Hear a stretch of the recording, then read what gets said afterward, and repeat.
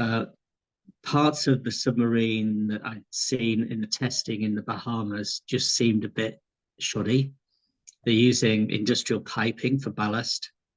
They're using an Xbox controller for the steering. The strip lightings, something you get at a DIY shop.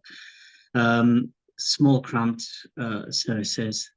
I wasn't happy with some of the design, like the thrusters on the outside with the cables there. I thought that was a snagging hazard. But what really did it for me was they flatly refused to get any form of certification. And it seemed that they had no intention of getting any certification for going down to those depths once, let alone several times. Oh, they also had a lightning strike in during one of the testings, which blew all of the electronics.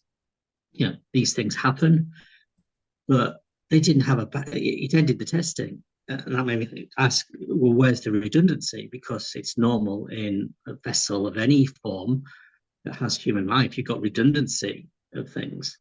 You usually have two of two. So you'd have a redundant separate system, and then you'd have two of those.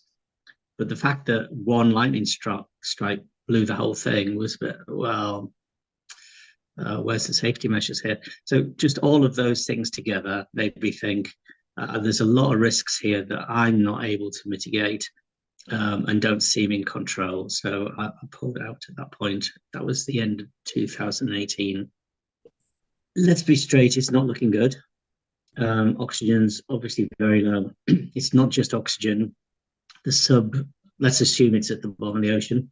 It could still be bobbing along at the surface, just unable to communicate. But that's an issue in itself because here's another safety issue for me.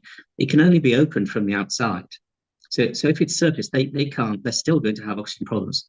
He's an extremely amiable guy, very very level-headed. So